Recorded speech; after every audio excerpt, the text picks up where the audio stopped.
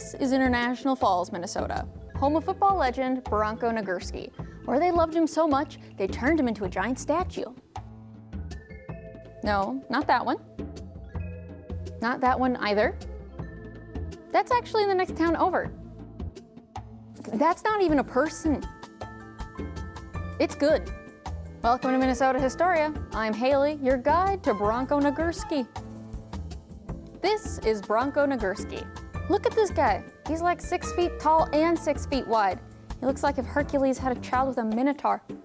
I'm sorry. You show me one football player and the insecure theater kid inside me turns into an insult comic. But let me tell you this. I don't have a whole entire museum dedicated to me like Bronko Nagurski does. The Bronko Nagurski Museum, it opened in 1993, and it has remained the only museum that is dedicated solely to just one professional football player. This is Ashley Levine, the museum's executive director. So Bronko Nagurski was named one of the greatest football players of all time, and he was also a professional wrestler. And this is Stuart Nordquist. He used to coach football here.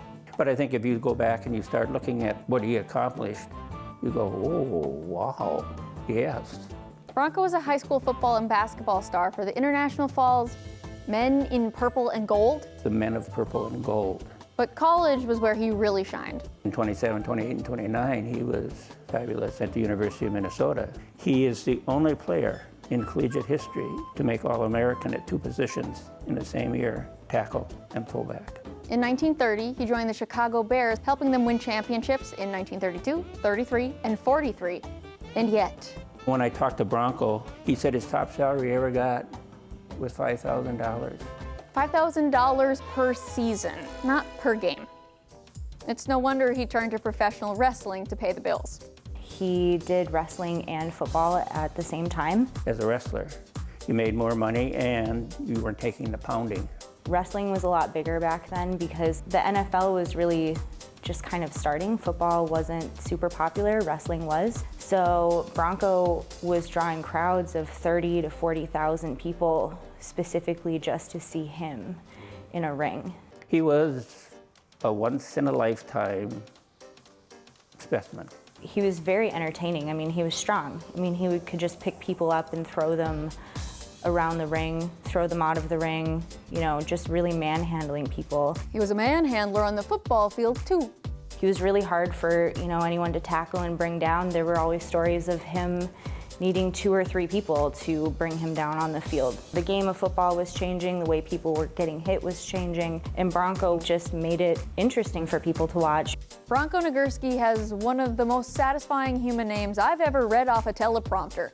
Bronko Nagurski. Where does a guy like that even come from? He does come from an immigrant family. You know, he's from the Ukraine. Now, his real name is Bronislav.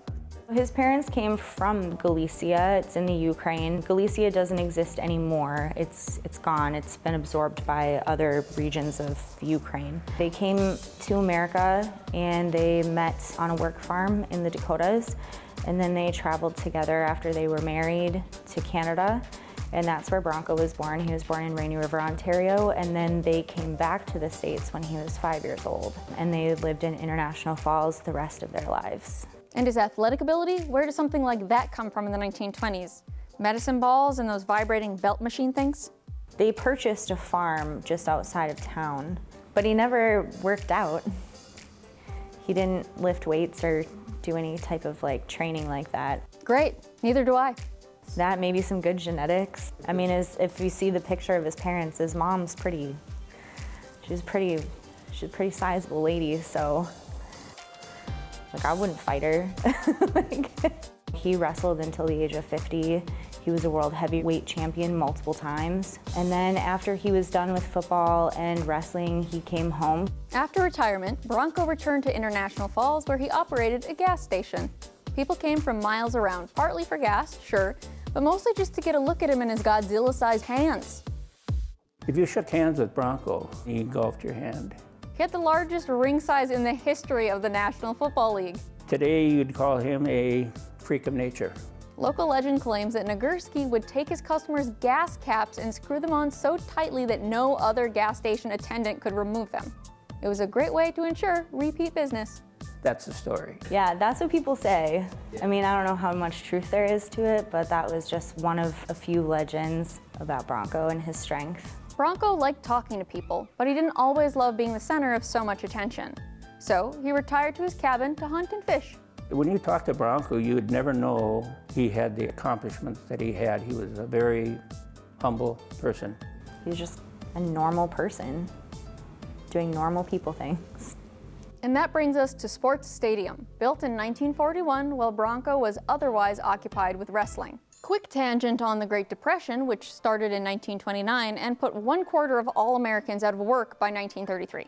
In 1935, President Franklin D. Roosevelt established the Works Progress Administration, employing millions of people to build roads, bridges, and buildings, pay for school lunches, establish recreational programs, and employ musicians, writers, and other artists to do, art stuff. One of those artists was Evelyn Raymond. Born in Duluth, Minnesota in 1908, she was a painter and sculptor whose work you can see all over Minnesota and in the U.S. Capitol. In 1941, the WPA asked Evelyn Raymond to provide a mural for a stadium they were building in International Falls, but there was one catch. She had to make a full-size clay model of that mural in the lobby of the Walker Art Center in Minneapolis, for all the looky-loos. This thing was 18 feet tall, and to work on it, she had to climb up scaffolding in a skirt. But what about those looky-loos I told you about? Couldn't they just look up her skirt? Most women didn't wear pants on the regular until the 1960s, so Evelyn made her own. It was another great moment in the women's movement, brought to you entirely by Creeps. This project had one other catch. The stadium was something that was built in 1941-42. In cement, in International Falls, in the dead of winter. It's all one continuous pour. It was all enclosed in heavy plastic. Here's the result. Am I bananas, or does everyone on that mural look like Bronko Nagurski? In an interview with Evelyn, that question was asked, if Bronko was a muse.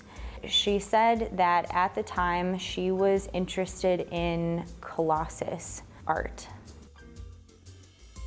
So, was it Bronko? No.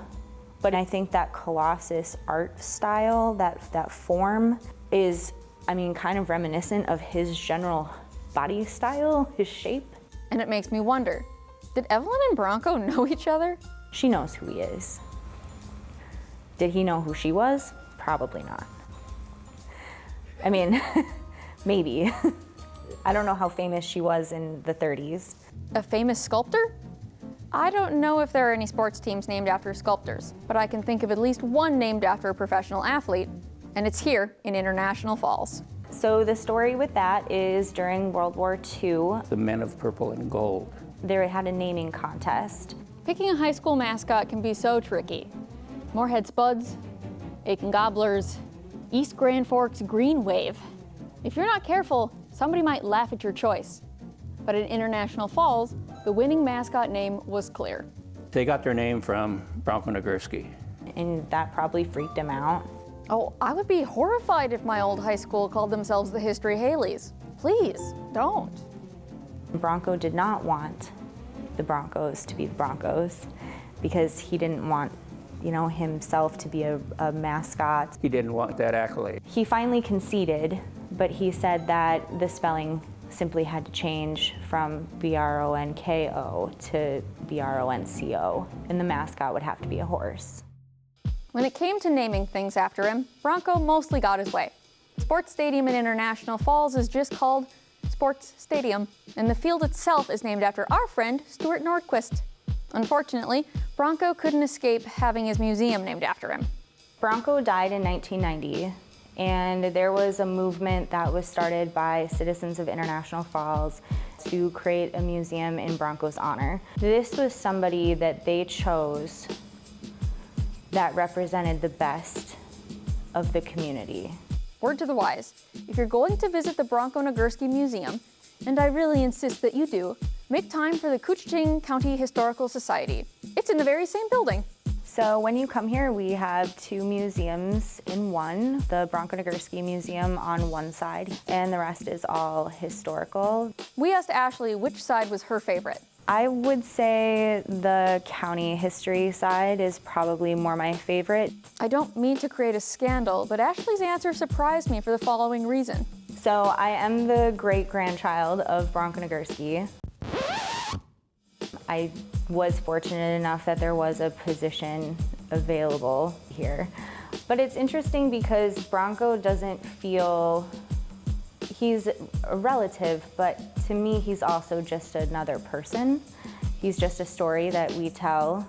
But then we have a lot of fur trade enthusiasts, Rainy Lake history, Voyageurs National Park, early gold rush, and of course all of our early native history. So there's a lot to see and a lot to do.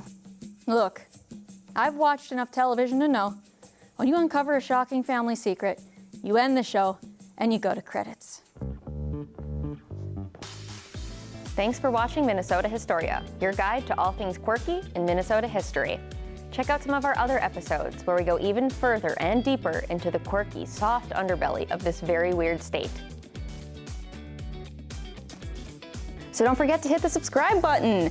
And please become a member of PBS North to support projects just like this.